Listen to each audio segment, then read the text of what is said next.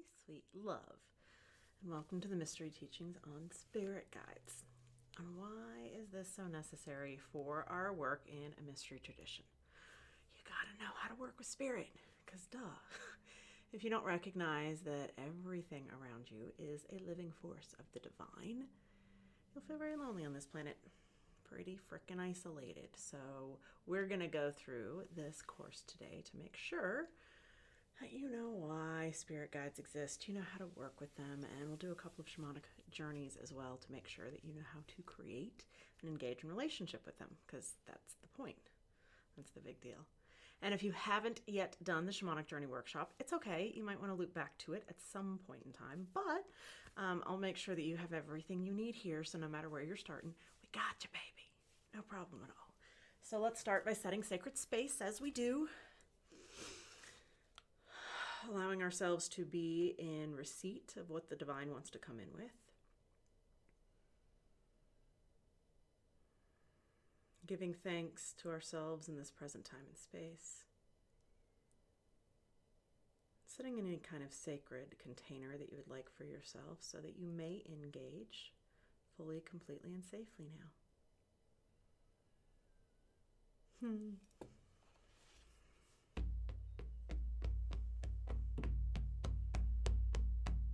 And I'm just going to begin now by calling in Spirit.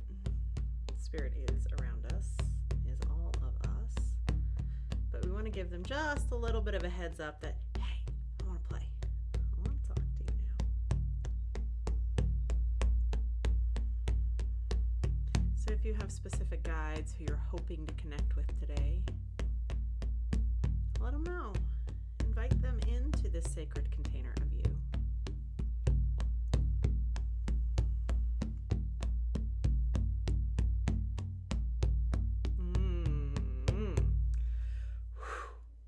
And let me just say, working with spirit guides is probably one of my most favorite things on the planet. No joke. It's so rich, it's so loving, it's so deep, it's so complex. It's so much information, knowledge, and love outside of me that anytime I get a little confused in this human form, I want to tap into them. Hey, I need help. So don't be afraid of telling them what you need, because really that is kind of the point of all of this too. They don't know how to help you unless you ask. And this has been one of the biggest changes since we've been in this ascension process. So prior to 2012, angels were in place to make sure you got everything you needed. They'd save you, they'd rescue you, they'd help you. But fuck off, y'all, because in 2012, you were recognized as a sovereign being of great power. Did you get the memo? In 2012, all of the galactic laws changed, and we shifted into this space of, if you need something, ask. And as empaths, we've all had a little bit of trouble trying to get on board with that. But really, truly, in order to have a working relationship with spirit guides, power animals, any of that sort, you need to be able to clearly tell them what you need so that you can ask for help when you need help. They can't just intervene on your behalf anymore because you're too damn powerful, whether you knew it or not. So spirit guides. In this whole matrix scheme of 3D reality, spirit guides were put into place to make sure that you knew your way back to the divine. They're these beautiful little packets of information, of help, of healing, of love, to bring you back to God. Bring you back to divine, to remind you that everything is alive, to remind you that everything is the same, to remind you that nothing is without life. Nothing. Even, I kind of like to play with this idea of the table, right? So the table that is sitting in front of me right now is orange, and it rises up and down so I can get good camera angles for you. And it's really not solid. Solid is an illusion. Solid is a whole bunch of particles and matter coming together to act like we're going to take form for a minute. Okay. So in this dream time that we'll call planet Earth 3D 2020-ish, everything around us is just taking form to make you feel comfortable. Spirit guides included. So they are committed deeply, truly, fully to the evolution of the planet. Evolution of you is helpful in the evolution of the planet, but some spirit guides will be more devoted to humans, some spirit guides will be more devoted to plants and animals, and others completely to the earth itself. Certainly when we get to the galactics, they don't necessarily give a fuck about you as a human being. They're here to make sure that Gaia has her ascension as planned. Different story. So they're part of this grand design that is here to make your human experience easier. Isn't that sweet? One of the reasons that I enjoy it so much. It is comforting to me. Deeply comforting at a human meat suit level that there are things out there that just love me, that I can just tap into, that will have guidance, healing, information, or just hang out with me in a way that's just a little more different frequency, I would say, different vibration, closer to the divine. So how can they benefit you? Well, spirit guides can certainly be of great assistance in many, many ways, but we want to just talk about a few now. They ease the human experience. Basic, right? They are here to protect you, to love you, to guide you. So we'll work with a power animal today because I think it's one of the easier ones. Not just easier, but it's also one of the more comforting, one of the more accessible. Let's use that word. It's one of the more accessible ways is a power animal. Easing this human experience because they want to love you, because they know that you have important things to do, and they want to make sure that you remember your soul purpose, you remember your divine, you remember how to get there with greater clarity, certainty.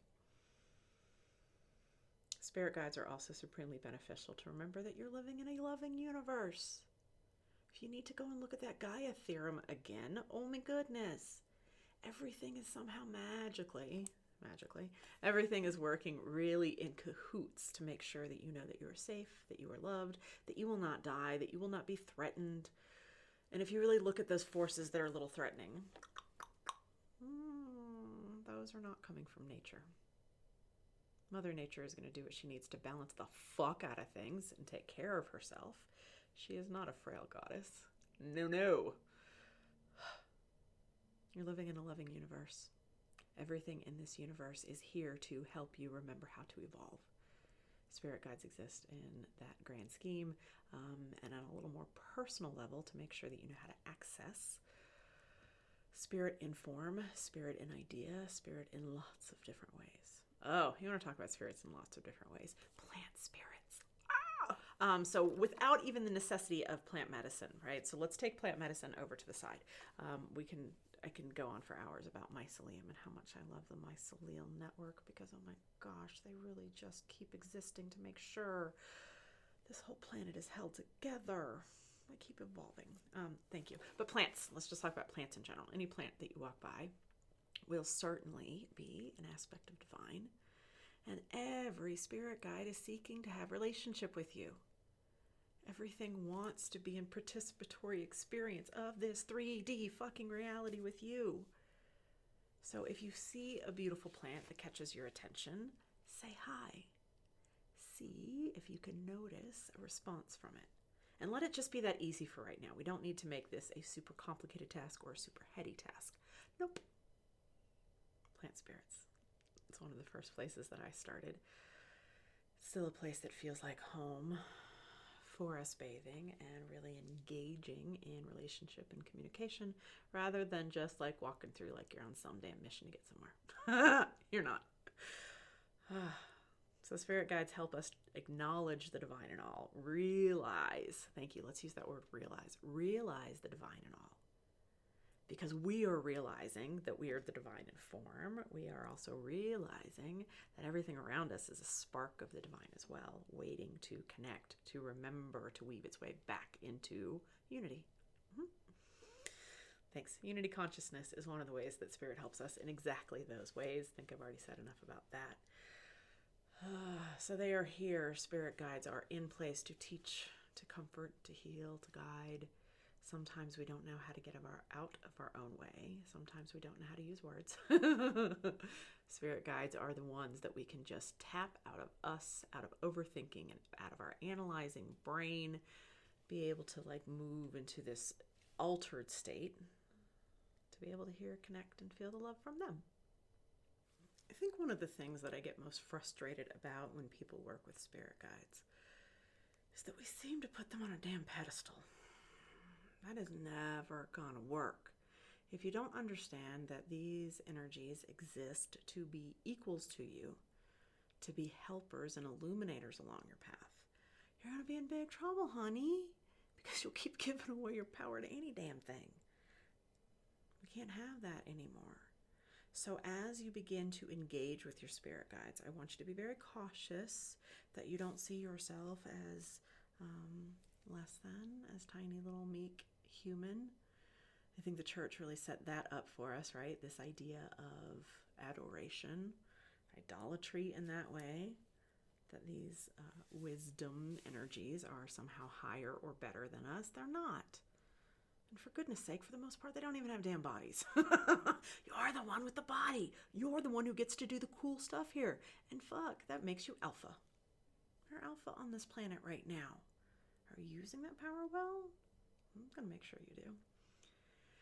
So spirit guides will come in sometimes as archetypes. Certainly within the Egyptian tradition, this will be the case. When you see any of the animal-headed gods, it doesn't necessarily mean that that's how they embodied on this planet. It means that that is their teaching on this planet. That's awfully tricky for us to get our heads around at times. And certainly if you see angels with wings, it doesn't necessarily mean that they have wings or glowing halos. These are archetypes. These are mythic imagery and symbols that, again, is when we're getting into the mythic, when we're getting into the archetypal energies, this is going to bypass the processing that's going on in your brain. This is nothing that you need to make sense of. It's immediately going to trigger something older where it says, oh, I know what this is. An archetype is going to be a mental recognition that saves you time. When you're engaging with spirit, they will speak in archetypes, in metaphors, in myth, in mythic imagery. So again, this is not a literal understanding of anything. This is a lot of the deprogramming that we have to do in order to have relationships with spirit is what we think it all means. What our brain is trying to tell us is going on here, or how we want to edit or interpret or process this. Fuck all that. I don't need you to edit, interpret, or process anything. I need you to have an experience of it. And in that experience, recognizing how it affects your body, how it affects your mind, how it affects your heart, how it affects your belly. Certainly with drumming, sometimes people will even have triggers to the drum. That is going to be not necessarily archetypal, but certainly ancient. It's old, something in there that maybe in your family heritage, the sound of the drums meant war was coming, and that's not a soothing sound. So throughout these courses, we will make sure that we use a plethora of instruments so that you can find what it is that really feels good to you. I don't want to just keep putting on you what I love. I love the drum. I love the rattle. I have pretty good relationships with those. And then when we talk about this idea of relationship with spirit, I have a relationship with my drum. Of course I do. She has a name. She has an energy. I think in my younger days, I thought this was a little naive of me, maybe childish. But as this little shaman gets older and wiser, no, I was doing it right the whole time. Recognizing the life force in everything around me. All my cars have names. All my plants have names. Goodness gracious. My tools have names too, because I have engaged and created that relationship with them. Spirit guides are often going to be in place as acts of protection or safety. And this is not going to be at a physical level. It's going to be, again, that archetypal energetic level. And let's just use, hello, I think I got Sekhmet back there. See her? Hey, Sekhmet. Certainly, thank you. Sekhmet's got my back, y'all, because that is something that makes this human being feel safe. Thank you. No matter where you are in my office or chances are in my house, there's a Sekhmet who's got my back, because when I got fucking fierce lion-headed goddess behind me, I'm like, she's watching out for things. I have safety to be more vulnerable, more open, more light in the world, because I do show pretty light in this world. You probably do too, or else you wouldn't respond to what we're doing here. Our silliness makes us wonderful, doesn't it? So this idea of protection or safety that spirit guides or power animals will give us is not necessarily going to be a physical thing. Certainly in this relationship that we are talking about with spirit guides right now, when I imagine a fucking lion-headed goddess standing next to me, guess what? I feel pretty safe. when I feel really scared, sometimes I'll call in Odin, because Odin shows up, fucking shit changes. And I don't call upon these beings casually. I create relationships with each of them. Thank you. You can see the Virgen de Guadalupe over here too. I'm in relationship with her. I wouldn't just call upon her because that feels like, oh, maybe she'd be the one. As shaman, at least, I believe that it's these relationships that we create that are paramount, because as we build those relationships, as we build those teams, as we absorb their knowledge, energy, love, confidence, this is what allows us to be better and more complete humans, so that I don't feel unsafe in this world. I don't. I know the world's pretty darn loving and magical. But with Sekhmet behind me, gives me a little bit more courage. You call Odin in, and I'm like, Odin's got it covered, move out of the way. Ganesh, I work with in similar ways. And let's just take a moment here to talk about these relationships that you create with spirit. You don't want to go blabbing about them. So know that even as I'm sharing this with you, I'm like, wait, don't give too much away. The relationships that you create with your spirit guides, this is your magic. This is your medicine. As shaman, that's how we'll recognize it. The relationships is your medicine. These become your powers and your tools to be able to move through the world. So I will share my relationships with a few of these energies because they are very well known. I have a great relationship with that guy over there too. Jesus, Yahshua, Cosmic Christ, you can call him whatever you would like. Pretty deep relationship that we have got. And I will share some of my relationships with ascended masters, with deities, in those ways, because they are universal energies. The relationships that I have with my power animals, with my spirit guides that are not known, I will never give the name of. That's my medicine. Sharing your medicine or blabbing about your medicine, spilling that, gives someone access to your power, and that's just not necessary. So the other benefit of spirit guides, or the other way that you can work with them, we are working with them archetypally. We are working with them as a understanding of safety and protection. The way that I've been working with them recently is, this earth makes no sense to me. As a star being, this earth makes no sense to me. So when I have a lot of power animals, I'm like, oh, is that how we do it? Great, I'll call in Owl, and I'm like, oh, is that how we do it, Owl? To be able to observe everything through the night. Great, I don't know how to do that as human. Thank you for reminding me how to do that as spirit, so that I can either call upon you or I can activate you within me. Cool? And in this place of partnership, we want to just be very clear. I think I have tried to stress that. This is not a hierarchical relationship. The way that we are teaching it here, and I will say there might be some root work traditions, Yoruba traditions, African traditions, where relationship with the deity does require offerings. These are not the relationships that we're talking about. So for the most part, as we're sharing it here, any relationship that you have with these divine beings does not require a sacrifice, certainly. I love that that's the word that drops into my head. No, fucking sacrifices are required here. Check. But even that idea of, great, do you need to make an offering to them? Sometimes, maybe, I certainly, as shaman, will be practicing in places that spirit says, hey, we did a lot of work on your behalf today. Can you offer some flowers on your altar? Sure. But for the most part, this is not a hierarchical relationship, and this is not a relationship where you necessarily need to offer something in exchange for having a relationship with them. No way. And instead, the reason I have images of them is because I love them and I'm in devotion to them, not because I'm worshiping them or not because they've asked me to place them on my altar. I hope that makes sense. If it doesn't, send me a message. We can chat about it a little bit. That's what we're trying to do in our live monthly calls. After all, we want to address any of these things that don't really make sense. Not a hierarchical relationship, not a relationship that requires any sacrifices, exchange, blessings. No, because the way that we want to understand and work with spirit is they are here in devotion to you. They are here in devotion to the ascension of the planet. They are here in devotion to the evolution of consciousness. And that doesn't require a fucking exchange of anything except sincerity, relationship, love, honor. And you will certainly recognize that the more that you heed the advice, the teachings, the guidance that is offered by your spirit guides, Oh my God, guess what? Magically, everything works a little bit better. So this is one way that you'll begin to work with your intuition. Let's talk about your intuition for a second, shall we? Because this is where, as a newbie, I don't know if you're really a newbie, but I just want to speak into this languaging at least. Learning how to trust your intuition is like learning a new language. Relationship with spirit is like learning a new language. And it should not make any logical sense. Logic is going to be a function of the mind. We want to get into the functions of soul in form. It's a new language, so you need to be patient with yourself. If you don't understand something, you need to just back out. If you start geeking out, editing, trying to analyze, certainly back out. That's not the place that we want you to be in. So let's take a moment now with just a little bit of this understanding and go in to see who wants to be in relationship with us.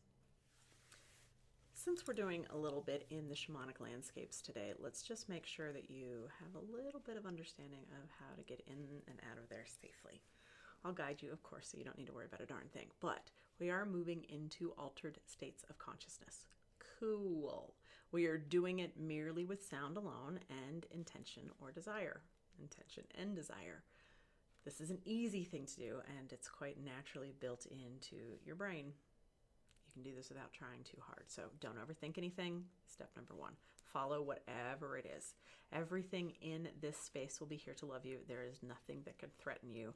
If you feel threatened, walk away, because you still have that power as you do in waking state. I always suggest having a candle lit and moving into a space that is a little more sacred. So maybe that's just closing your eyes, maybe it's laying down, maybe it's placing something over your eyes, but set a little bit of sacred space, please. And for goodness sake, have a pen and paper ready. Once you come back from these altered spaces with spirit, you don't always remember what happens. You'll remember right away and it will fade, just like dreams do. So we don't want this to fade. We want this potency of your medicine, these blessings that you just experienced, to be captured in a way that you can go back to it when you need the comfort or the reminder, or if you're just trying to document the greatness of this relationship. Write it down. So before you get in there, what we will ask you to do, have a candle lit, have your intention. We'll talk about that a little bit too. Move into some sacred space. Have a pen and paper ready for when you come back. You may have noticed that everything that we do here is pretty experiential because information on its own is just boring. We ain't got no time for that in 3D anymore. We're evolving. We need experiences that change the cellular structure of what we're here doing. So we're going to move into our first shamanic journey now. And I want you to move into a state of maybe eyes closed, maybe laying down. I want you to get comfy in your humanness. And know that during any journey, if you fall asleep, then that's what you need. You need a little break. It's totally fine. You can always come back later.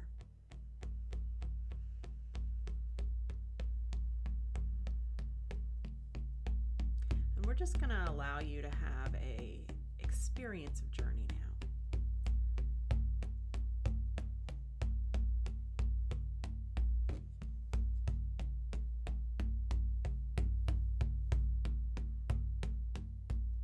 I want you to see yourself out in nature.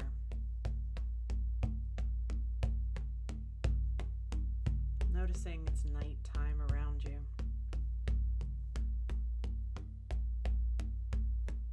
You won't experience any discomfort if it's cold or hot or windy, but do make note of it. The brain does not know the difference between true reality and perceptual reality. So this is where we can use our skills as creator. Incite all of your senses now to really allow yourself to be in this space, in nature,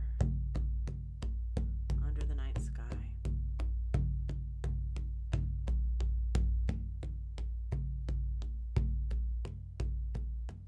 I want you to see a campfire off in the distance.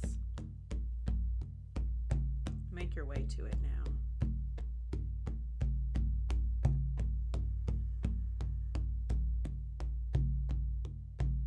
Notice the way that it lights up the sky.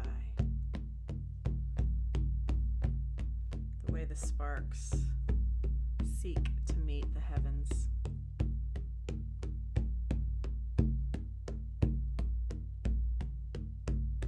The way the wood yields, allowing itself to become something new, to transmute, to surrender to its fate.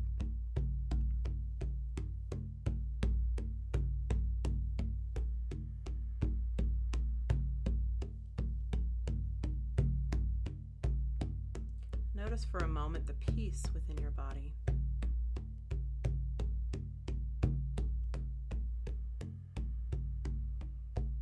The way this primitive setting really does invoke in you something ancient, something familiar. These responses are happening at a genetic cellular level. Maybe muscle memory.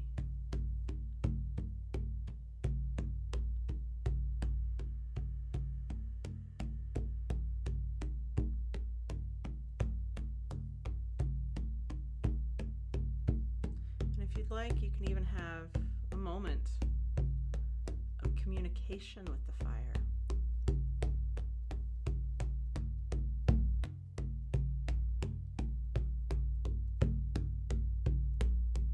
Introduce yourself to it.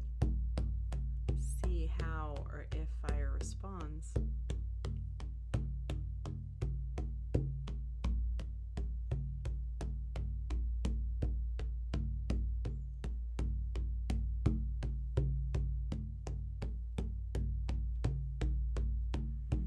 Fire asked me to remind you that it's always an ally. Always here to comfort and illuminate the way in the dark.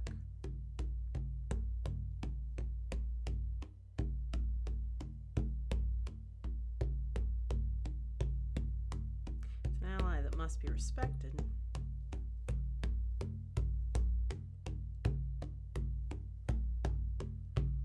Just as all aspects of spirit should be respected.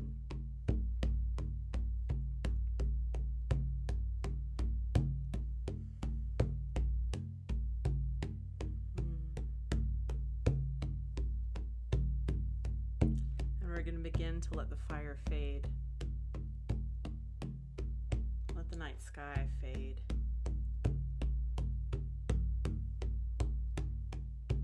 And just begin to come back into you, gently and sweetly. Notice how you feel. A little altered. A little shifted. A little restored. And this didn't take too much. Just a few moments. Thanks for engaging and allowing yourself to move into a different state in which you can have deeper communication, connections with spirit. So I've got all of these wonderful beings in place just to love you, to show you how to do this humaning a little bit easier. But I want to share several ways of trying to connect. Certainly as shaman, my favorite way is going to be the shamanic journey. I say favorite, but it's actually changed over time too. So your tools, your access points, your ways of communicating and contacting will change over time. Know that that's completely normal as you continue to evolve and your skills shift and develop a little bit. So number one tool that we will share here today, the shamanic journey, because that's what I know, that's what I teach. The shamanic journey allows you to consciously move into an altered state of consciousness to be able to have relationship with things in the invisible world. Cool, it's kind of what a shaman does. That's what makes my job so much damn fun. Meditation would be another way of being able to connect with your spirit guides. For those of you who are trained in this art, and really it is an art, not all of us can do it, moving into that state of receptivity and being able to communicate. This is going to be more of a listening. Meditation is not so much of a two-way conversation. It's really receiving messages in that way. In real life, because duh. You can have relationships with spirit guides in real life. You can certainly have pets and animals who are pretty sacred and are beings of other dimensions here to help you. You can also have experiences just in nature, right? You can be out taking a hike. You can have a beautiful bird. Let's just say the flicker, because flicker is around here a lot. A flicker who lands in front of you. There's an opportunity to engage. This will not necessarily be like, hey, walk over and say hi and pet it. Please don't do that. But it will be instead an opportunity for you to open into this non-verbal space, telepathic communication, witnessing, observing, being with, and thinking. I always like to make sure whenever I go out into nature that I do have some offerings that I can leave for any encounters that I have, be it with plants or animals. So I will always make sure that I have crystals, cocoa nibs, cornmeal. In the absence of any of those, I like to offer my hair. Something that just acknowledges, I recognize that you took a moment to engage with me at a soul level outside of what everybody else thinks is going on here. And I thank you for that. So know that that's a really beautiful way of being able to engage with spirit. Thank them. Be in communication. Art. Art's another great way of being able to connect with spirit guides. And let's just say coloring and doodling count as art too. I know whenever I'm working with the Egyptian hieroglyphs, I like to trace things. Thank you. And even the seed of life behind me, trace these things. In working with the sacred patterning of things, information will come to you.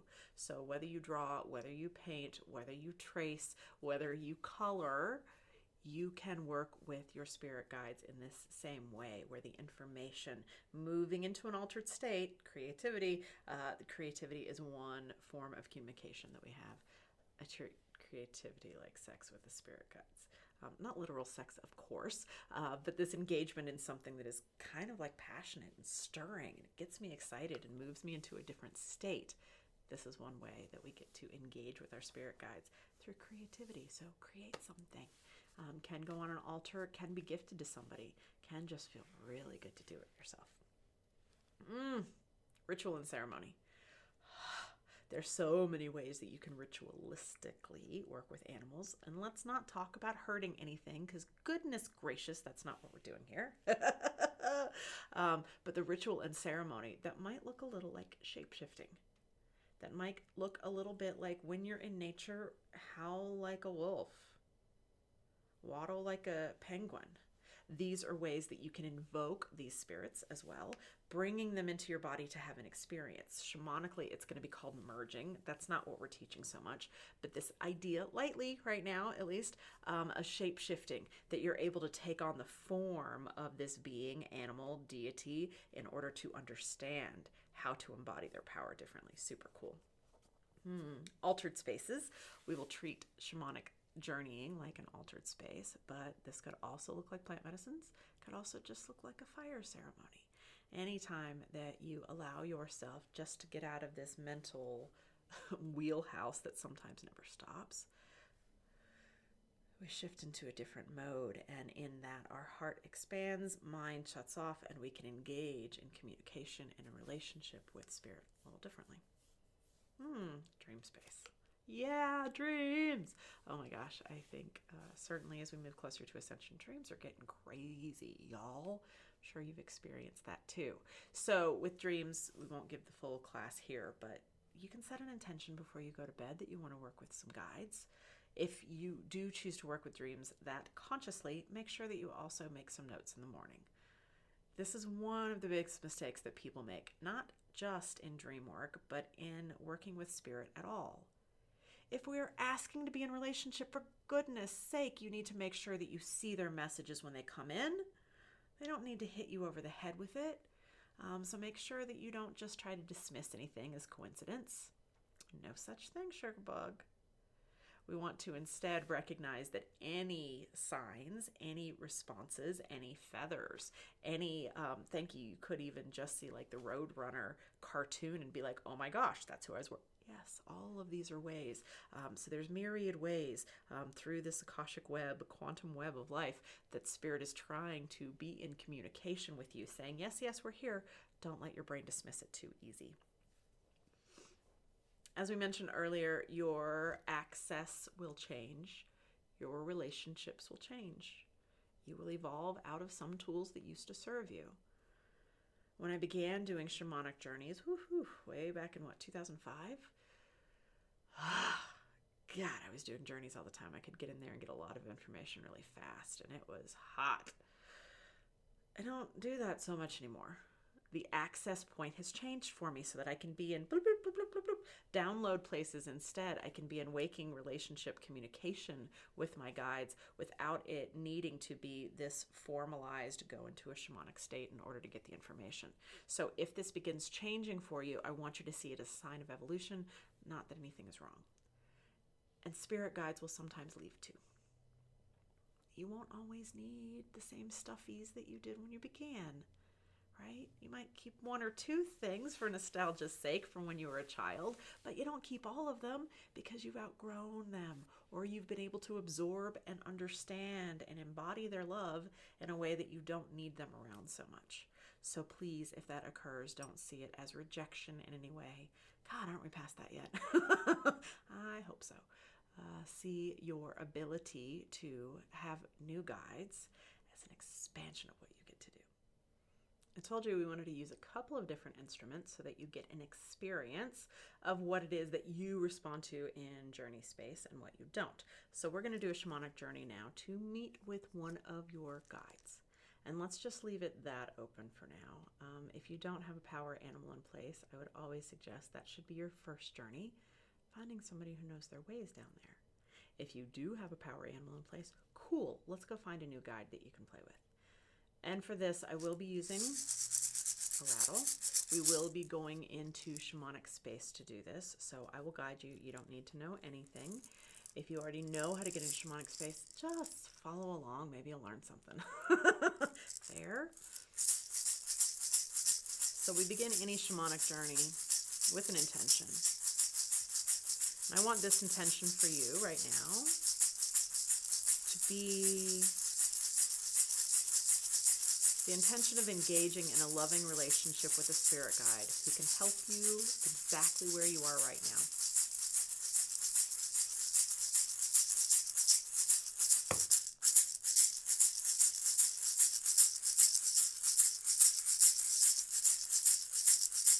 And before we go into a journey, I want you to have a place in nature that you know,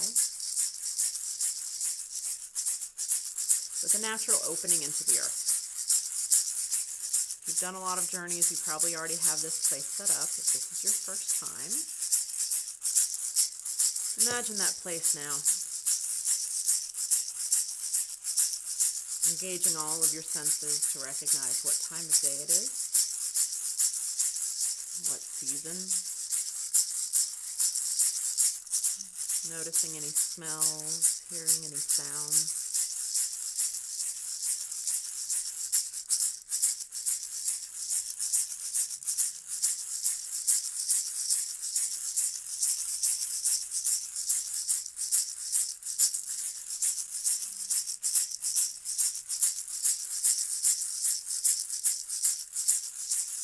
Taking in all of those details, and when you're ready, I want you to climb into the hole.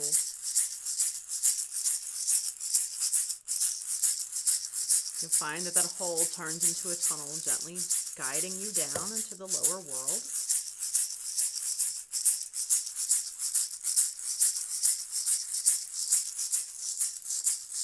As you go through that tunnel, you'll come out at the end into a completely different landscape.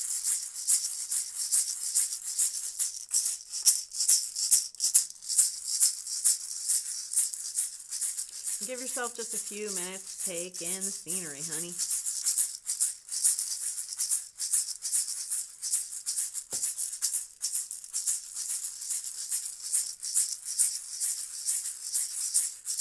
You aren't making anything up, so don't get heady. Just play.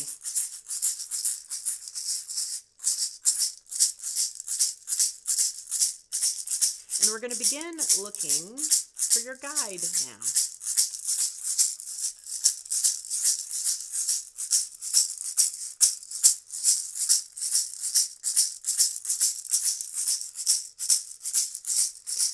encounter any beings,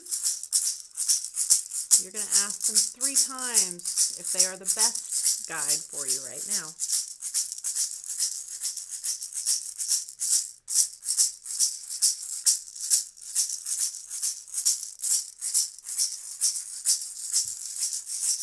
If they say yes, chill out for a second, start making friends.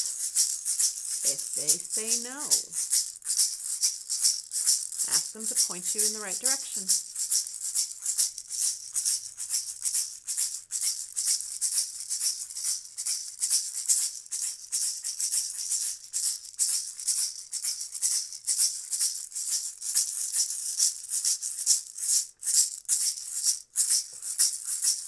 And as you meet with this guide, I want you to do it as you would any other relationship with some introductions. Introduce yourself. Remind them what you're doing here.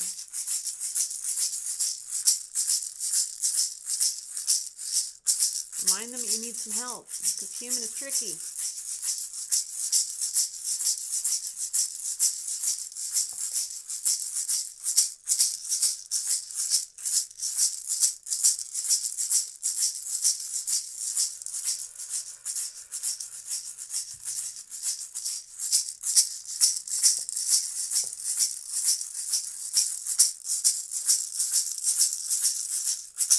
Ask them why they chose you or why they are the one to help you right now.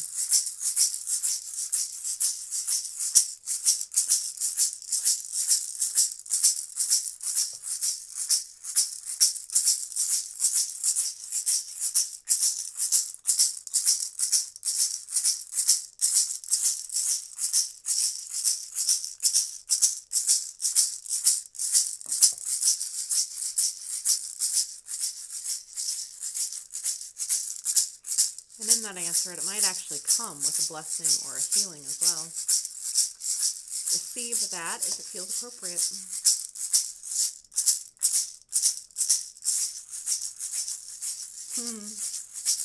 You might even recognize this energy has been with you a long time. Allow yourself to feel the emotions of this love. Receive the adoration, the respect for all the work you've been doing on this human plane.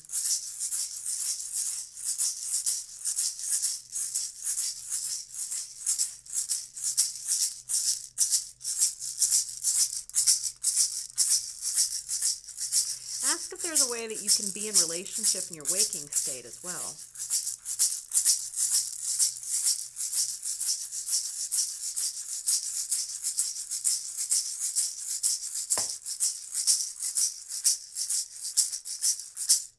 If there's any sign or symbol of their presence around you in waking reality.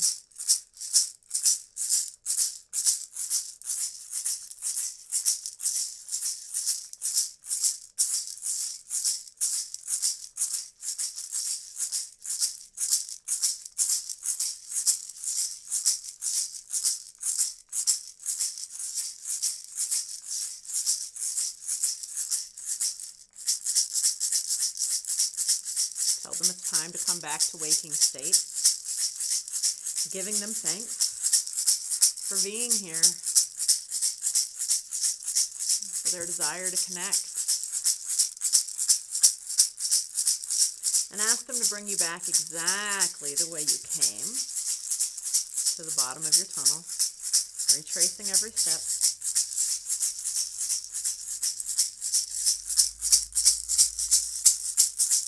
Ask permission to come back if you'd like, to continue this relationship and conversation.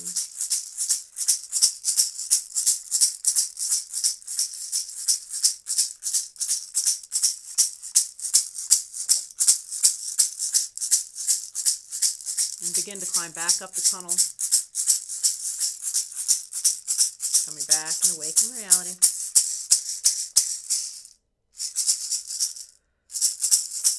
Gradually and slowly opening your eyes. few moments to write things down, to capture everything you just experienced, so that we take it from one reality to the next and it begins to affect you, to help you remember who the heck you are. Let's talk about the different types of spirit guides that you might get to engage with, because, oh my gosh, there's so many beings out there who want to love you. We want to make sure that you have an understanding and maybe an order of priority with who you should be working with.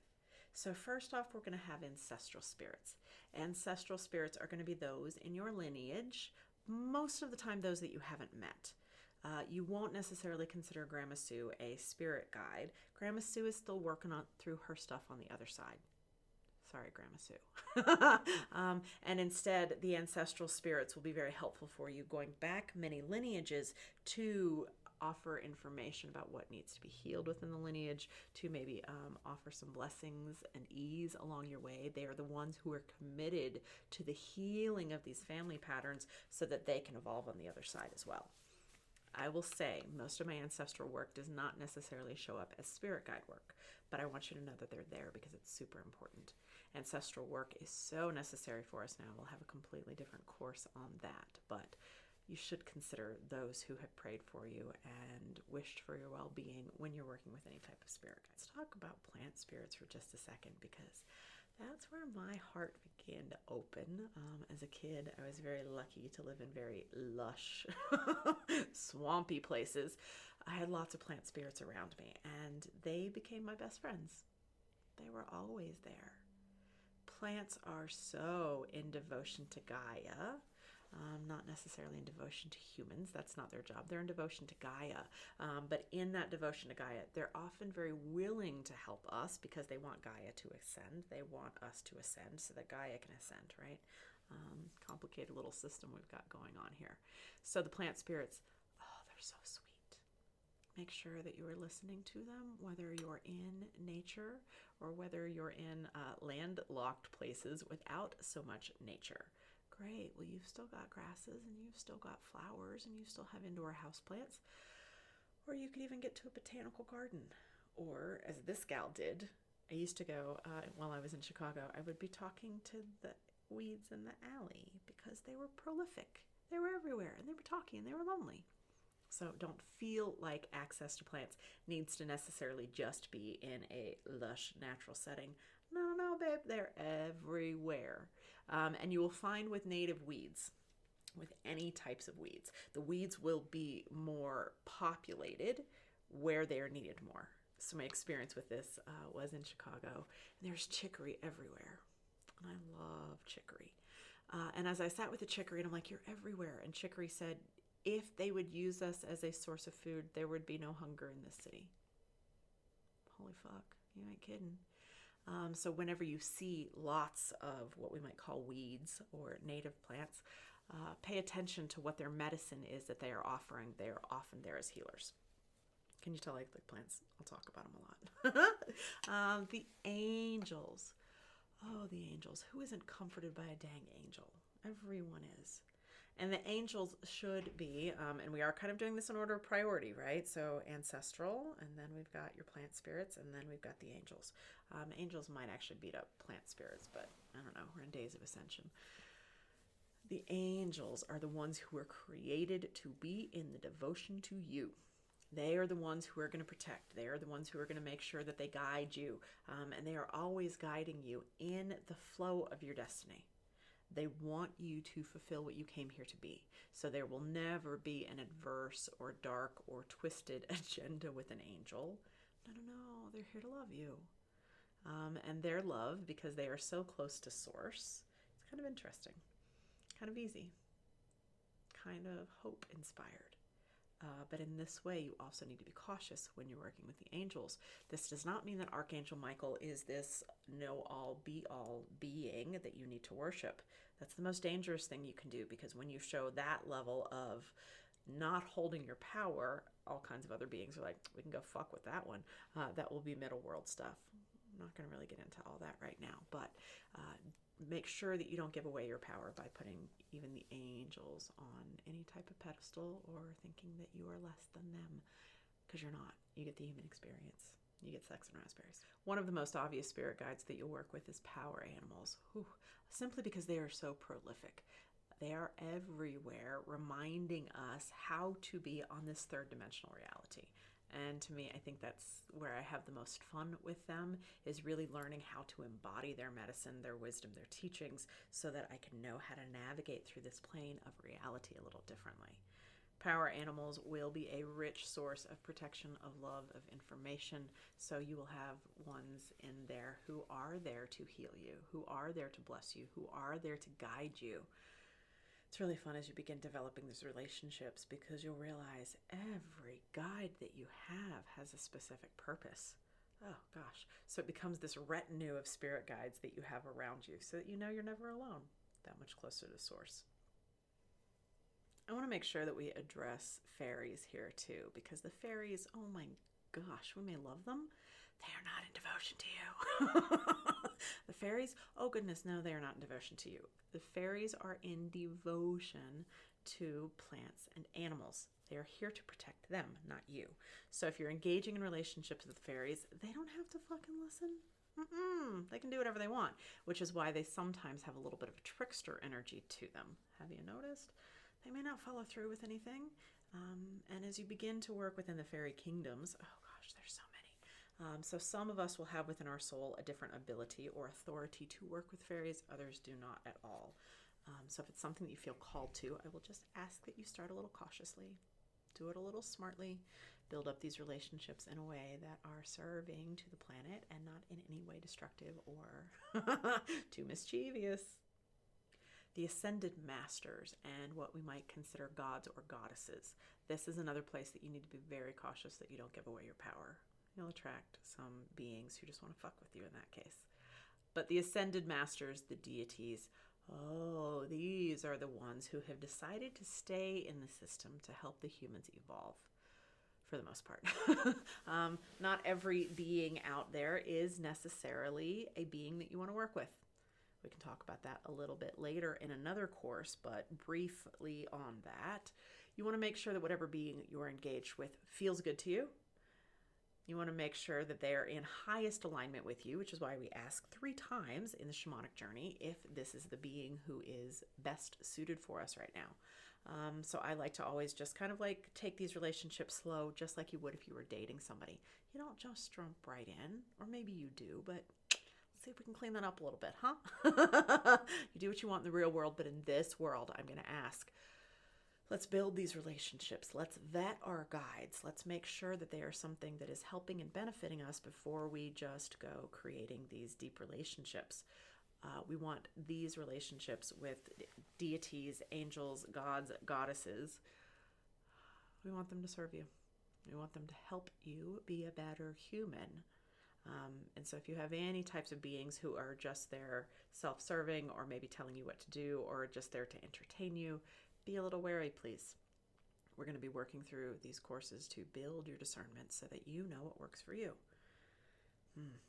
But knowing that all of these beings exist certainly will help you recognize the complexity of this world that you're living in, and why, again, you're the alpha in it who gets to understand how to navigate through these spaces to remember the fullness of who you are. Everything that we're teaching here is going to be working with this assumption of a benevolent universe. But we need to talk about the other side of it too, because there are certainly things in spirit, entities, energies, that are not necessarily adhered to good. And even once we get into this idea of polarity of good and bad, I want to be very cautious. But spirit, by and large, does not have ethics. Ethics is a human understanding. And if you want to get into even morality, oh gosh, that's just the churches. So you have to be very clear in like what feels good to you and what doesn't. This is where discernment comes in. If it feels good to you, if it is serving of you, if it is serving of the people around you, awesome, then do it. That's where you'll know your discernment. If there's any relationship that you get into with spirit where you're like, that just didn't feel good or that felt weird, you'll need to cease that relationship. You can have a breakup if you want to. But the easiest way to get a energy out that you've been in partnership with or even started partnership with, start telling everybody what their name is. Make sure that you out them everywhere so there's no loyalty and there's no intimacy of that connection that's held. I'll share with you my story where I had been working for a long time with a being that I knew as Odin. Odin ultimately ended up being an energy who was hijacking some of my energy and blocking me, and we needed a depossession because, you know what, weird shit happens, and we've got really helpful shamans and tools on this planet to bring us back into our light.